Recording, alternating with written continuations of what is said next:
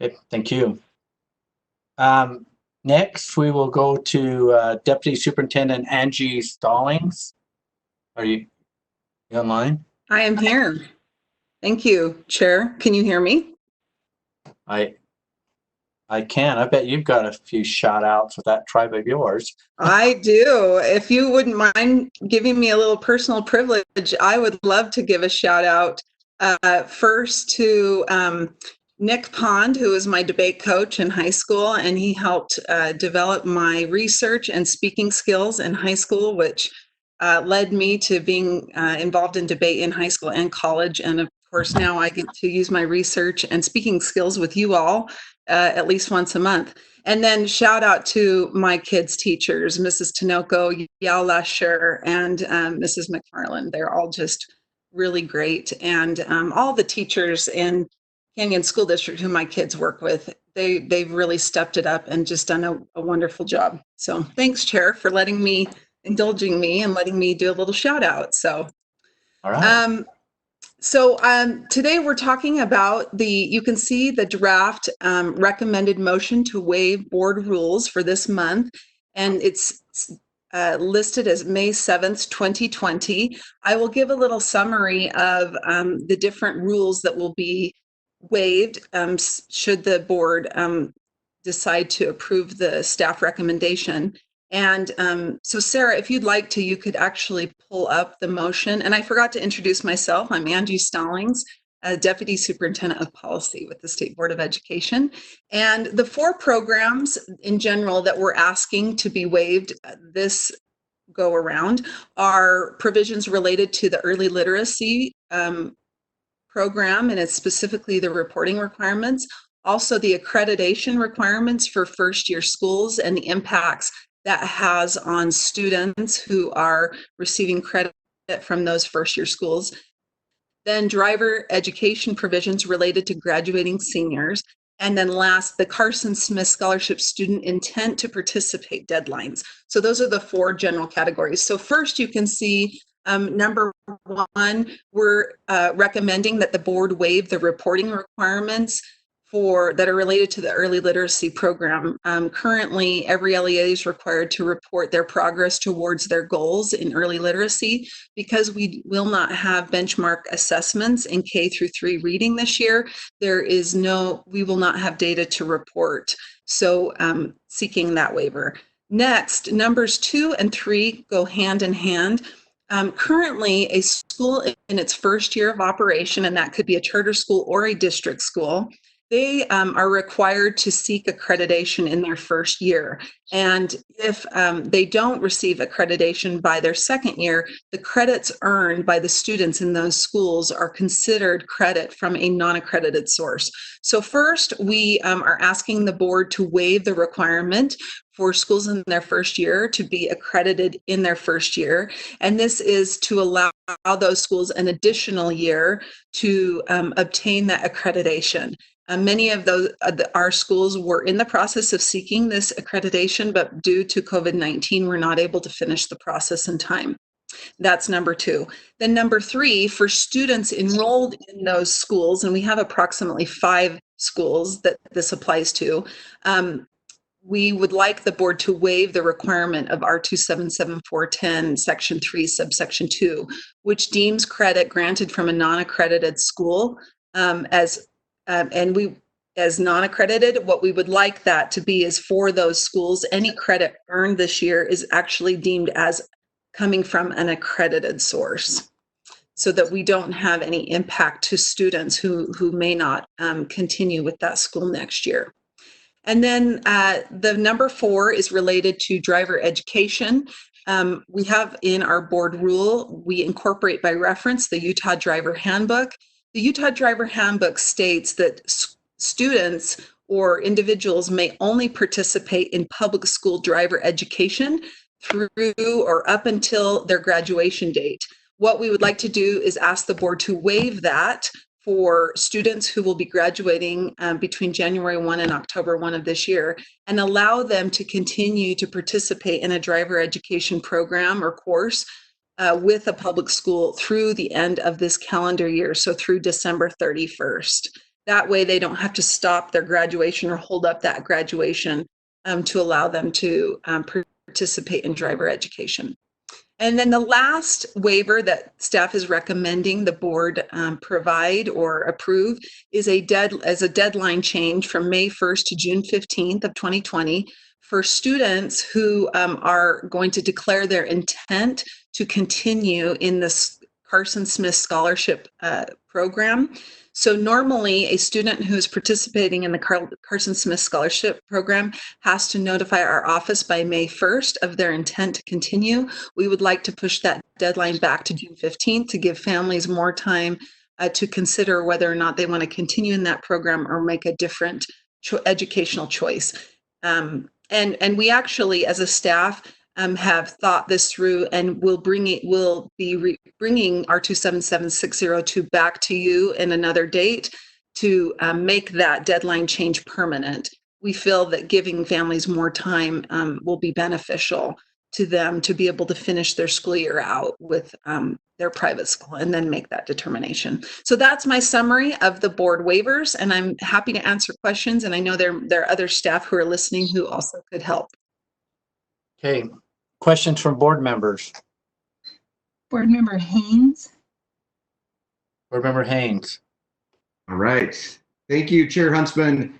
Thank you, Angie Stallings, for that report on the waivers. I have a question on item 4 regarding the driver's education.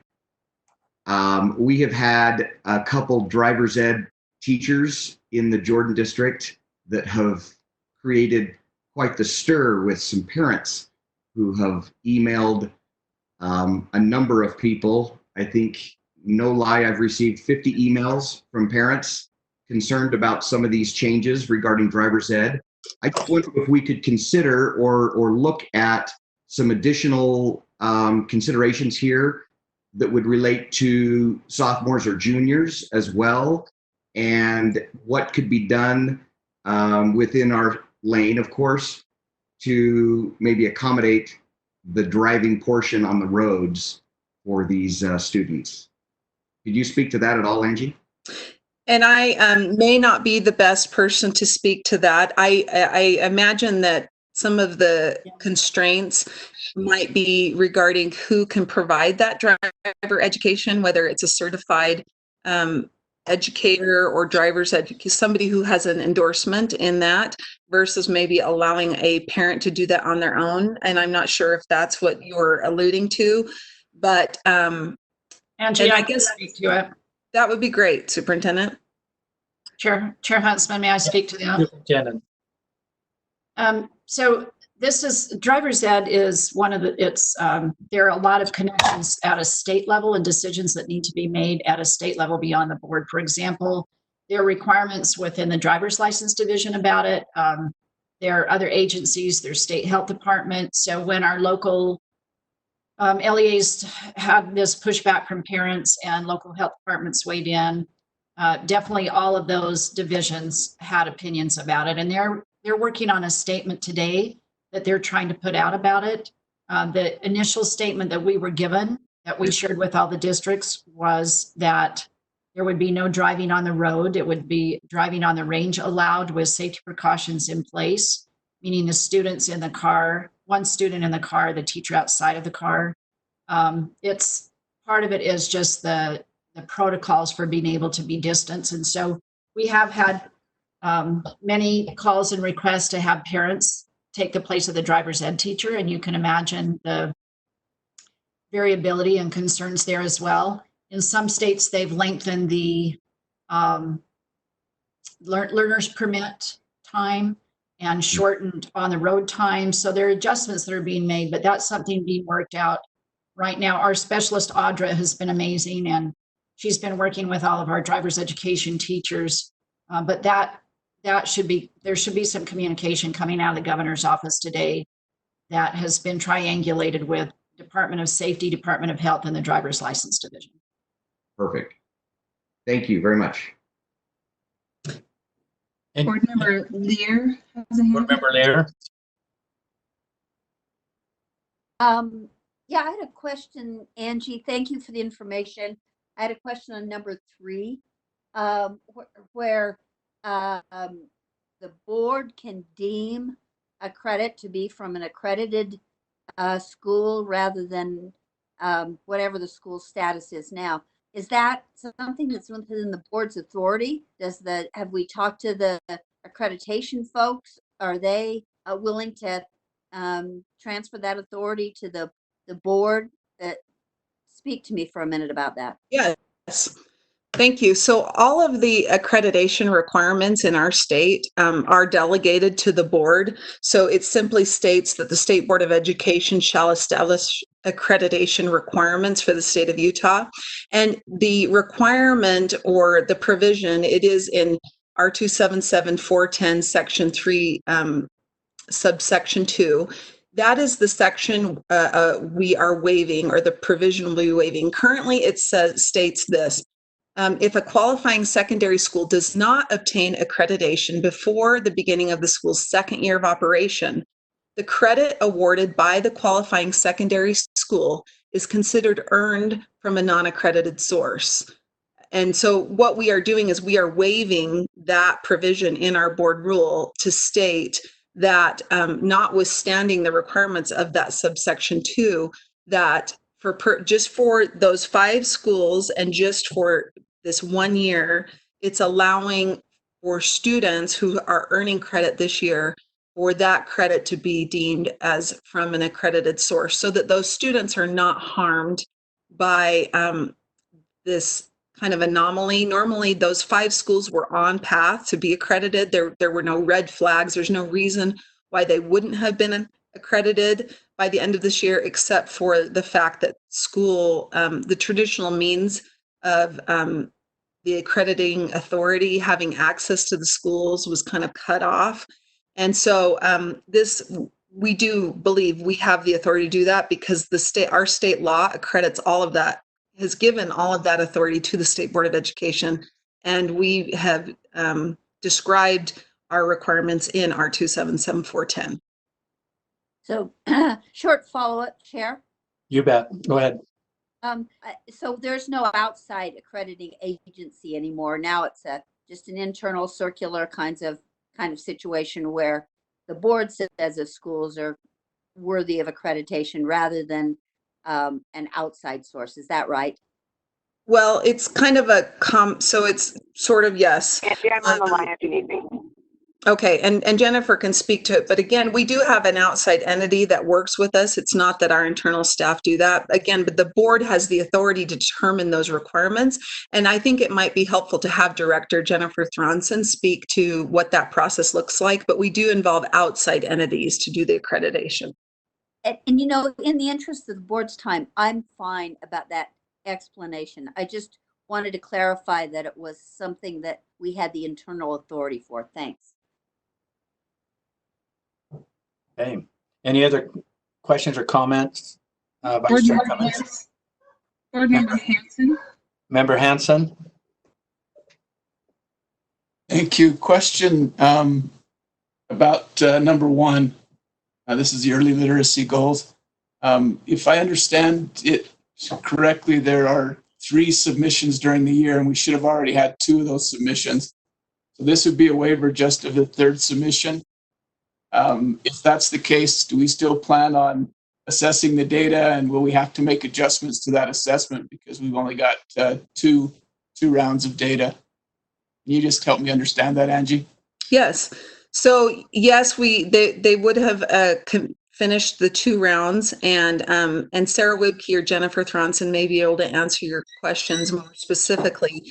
But this section of the rule is asking for our LEAs to report their progress on those growth goals for purposes of accountability. And generally, it's for us to see whether or not they have made significant progress towards those goals and whether we need to put them on some support, like a support.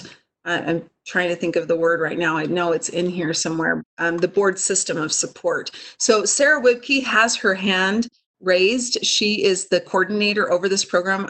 I don't know, Chair, if you would like her to speak more in detail to Board Member Hanson's question. Please do. Can you hear me? Yes. Oh, I thought I heard you. Great. Can you hear me now? Yes. Yeah. Can you Great. introduce yourself? And Yes, I'm Sarah Wipke. I'm the Pre-K through 12 Literacy and Library Media Coordinator. Thanks for having me. This is a great question. You're right, we have submitted the beginning of year and middle of year data, and we do have that. This section of the board rule is on reporting for their local goals, and their local goals and the state growth goal go from beginning of year to end of year. So they're not able to report on those goals without having the end of year data. So that's why we're asking for that piece to be waived. And let me know if you would like further clarity. I'd be happy to help. did you have a follow-up? If I could, I understand they can't analyze whether they've met their end of the year goals or not because there is no end of the year assessment. But will we use the data from the first two assessments to gauge whether one of these schools is going to need help going into next year, or is that going to be left for another process? That's a great question. As far as the schools that are in support right now, they were really unable to kind of get out of support. And so we continue to support them throughout this year and into next year. So we want to make sure that they're receiving the support, even though they weren't able to necessarily show either way what they were doing. And they were really grateful that we were going to continue to support them. Okay. Thank you very much. I appreciate it. You're welcome. Board Any, Member Thorpe has a hand. hey, Member Thorpe? Nope, sorry. Okay. Any other? No other hands. Okay, so what we're at right now, board members, is we appreciate, Angie, your great presentation and explanation. And again, this is new business to us. And as we have our future board meetings, I'm sure we're going to have more of this. So we have some recommendations here. There's a proposed motion. Is there a board member that wants to make a motion?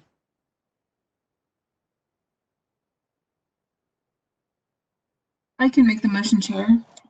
Okay. Vice Chair Cummings. Okay, I move that in light of the national and state declarations of states of emergency due to the COVID-19 pandemic, and in addition to the waivers approved by the board on March 19th, April 2nd, and April 16th, 2020, the State Board of Education, one, for the 2019-20 school year waives the reporting requirements in Rule R277406, which require an LEA to report the LEA's progress toward early literacy goals to the superintendent by June 30th, 2020. 2, for a school in the school's first year of operation during the 2019-20 school year, waives the requirement in section R2774103 for a new school to obtain accreditation for a regional accrediting, from a regional accrediting body in the school's first year for an additional year to allow the new school an additional year to obtain accreditation. 3, for a student enrolled in a school in the school's first year of operation during the 2019-2020 school year, waives the requirements of subsection R2774103 parentheses 2 and deems credit granted from a non-accredited school during the 2019-20 school year as a credit earned from an accredited source. 4, for a student who graduates between January 1st and October 1st, 2020, waives the requirements of Rule R277746 and the Utah Driver Handbook, which allows a student to complete driver education with a public school until the student's official graduation date. To allow a student who graduates between January 1st and October 1st, 2020, to complete a driver education course with a public school through the end of December 31st, 2020.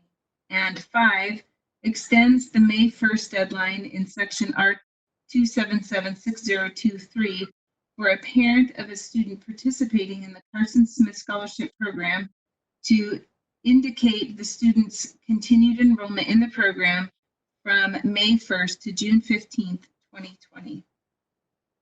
Okay, we have a motion. Do we have a second? Yes. That Board Member Belknap? On the second? Yes, that was Board Member Belknap. Okay, thank you. Any discussion to the motion? Seeing none, the motion before the board is exactly what Vice Chair Cummins read, and also that's in our package of recommendation. I'm not going to repeat it. Let's do a roll call vote. Board Member Belknap, Yes. Board Member Bolter, Yes. Board Member Cannon, Yes. Vice Chair Cummins, Yes. Member Davis, Yes. Member Earl, Yes. Member Gravitt, Yes. Member Hanson, Yes. Member Haynes, Yes. Member Lear, Yes. Member Marsh, Yes. Member Nilsson, Scott Nilsson. He's on. Member Newell, Yes. Member Thorpe, Yes. and Mark Huntsman's a yes. The voting was unanimous. Thank you, Deputy Superintendent Angie Stallings. I think that concludes your part of our board meeting, doesn't it? Yes, it does, Chair. Thank you. Okay.